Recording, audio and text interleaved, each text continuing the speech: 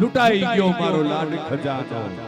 આજ માંડવડો સુનો થયો બેની તારો માંડવડો સુનો થયો નહીતર જેટલો અધિકાર દીકરાનો છે ને એટલો જ અધિકાર દીકરીનો છે બાપની સંપત્તિમાં પણ દીકરી એ ત્યાગનું પ્રતીક છે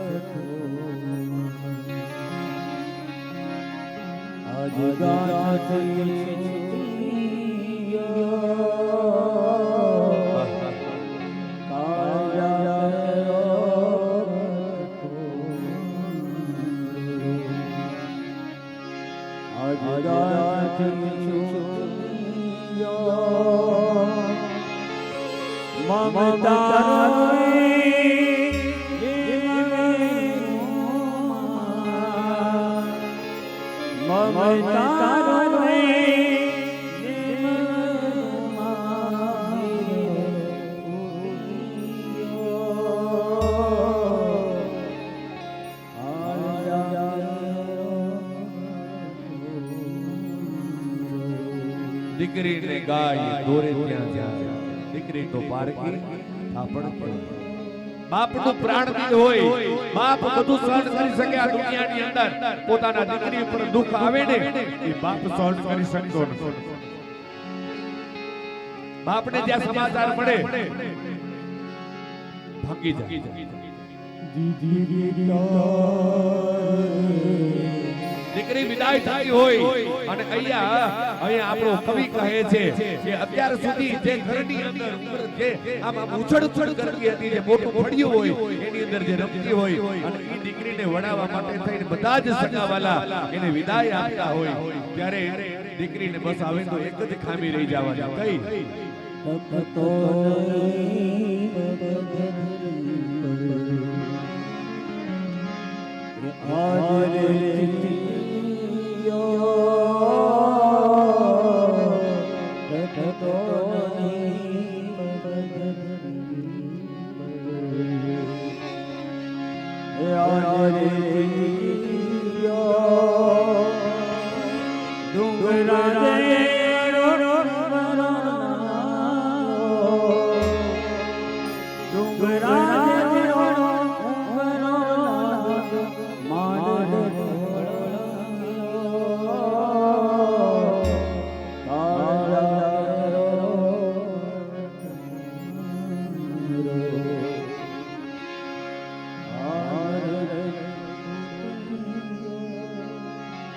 બાપ છે ને એ દીકરીને લાડ લડાવે દીકરી નાની હોય એટલે છે ને એના પપ્પા બહારથી આવે ને તરત આમ ખોડા બેસી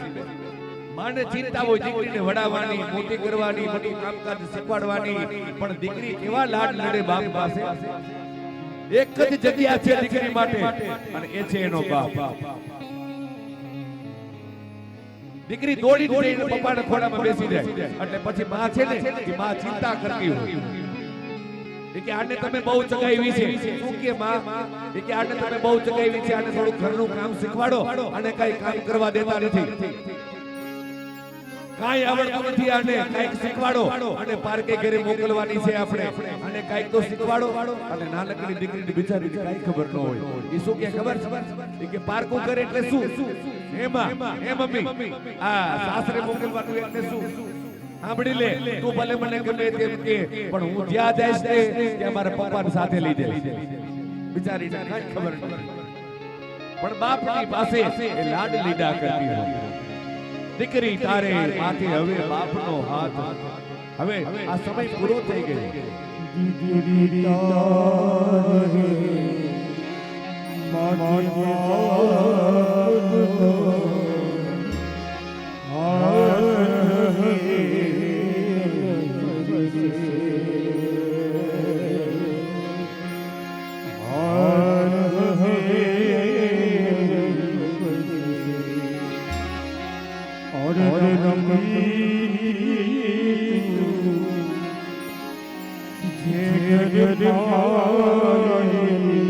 बीते ये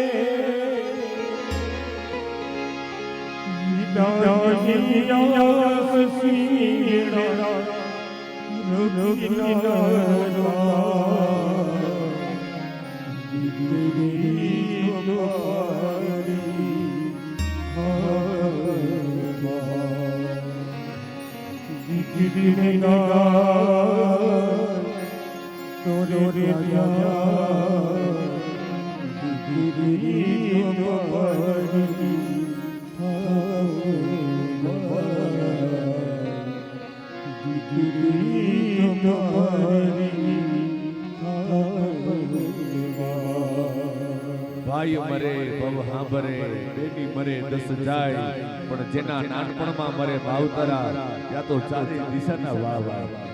મોઢે બોલું માં ત્યાં તો હાથે નાનપણ સાંભળે અને પછી મોટપણની મજા એ તો બધી કડવી લાગી કાગડા મા બાપની સેવા કરો ને તો ભગવાન મળે પણ ભગવાનની સેવા કરવાથી મા બાપ નથી મળતા માં એ પ્રેમની યુનિવર્સિટી છે કદાચ દીકરો સાધુ થઈ ગયો હોય ને તો પણ આપણા શાસ્ત્ર કહે છે કે માં સામે આવીને ઊભી રહી જાય ને તો ભલે ભગવા પહેરી લીધા હોય પણ માના ચરણમાં દંડવત નમસ્કાર કરવા પડે છે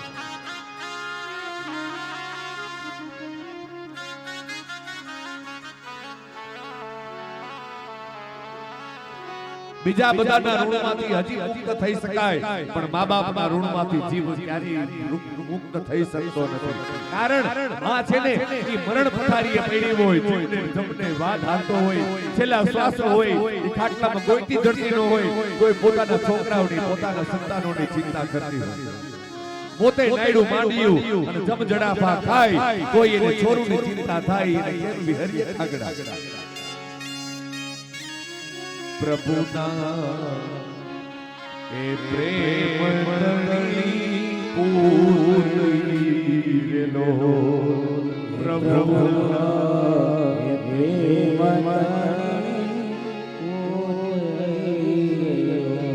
આ જગતની અંદર બીજા બધા લાડ લાડાવશે પણ કેવા લાડ એ તો બધા લુખા લાડ લાડાવશે જગતમાં બધા લાડ લાડાવશે કેવા લુખા લાડ લાડાવશે પણ માનો પ્રેમ એ તો છેલ્લા શ્વાસ સુધી એવો ને અને જગતની જુદેરી જાજો જનની જોર શક્તિ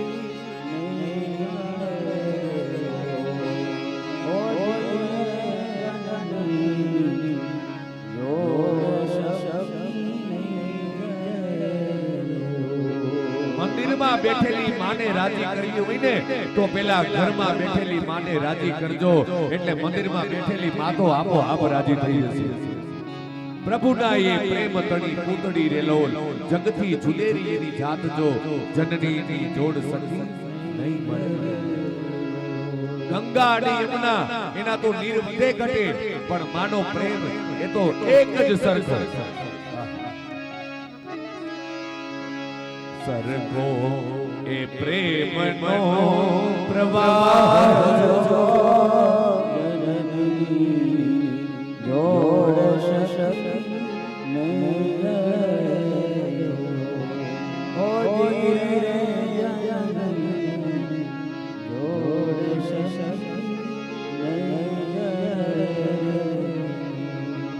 આજે પરસોત્તમ બાપા દિવાળીમાં એમના 8 પૂરી કર્યો આજે અહીંયા 7 દિવસથી સાથે બધા અને દ્વારિકાધીશ ભગવાનના સાનિધ્યમાં બધા ભેગા મળ્યા પરસોત્તમ બાપાના એવા સદભાગ્ય કહેવાય કે એમને હું જમાઈ નથી કહેતો પણ જમાઈના રૂપમાં 8 દીકરાઓ મળ્યા છે તન મન અને ધનથી આ 8 જમાઈ આ ભગવાનના આ કાર્યની અંદર સેવા કરી રહ્યા છે નહીતર બહુ અઘરું છે પણ આજ દ્વારિકાધીશ ભગવાનની કૃપા એ પણ એટલો કિંમતી સમય ફાળવી અને અહીંયા દીકરીઓની સાથે હાથે જમાઈ કાંતિભાઈ રાદડિયા પરેશભાઈ વેકરિયા નિલેશભાઈ વોરા વિશાલભાઈ કોટ હર્ષદભાઈ વસોયા ભાવેશભાઈ ફળદુ ભાવિકભાઈ કોકિયા અને નિકુંજભાઈ રામોલિયા અને આ કથા દરમિયાન જે કાંઈ ઠંડુ અને આઈસ્ક્રીમ અને જે કાંઈ આપવામાં આવ્યું એ આઠેય જમાઈ તરફથી હતું. આ સદકાર્યની અંદર એમની સેવા પણ પ્રાપ્ત થઈ છે.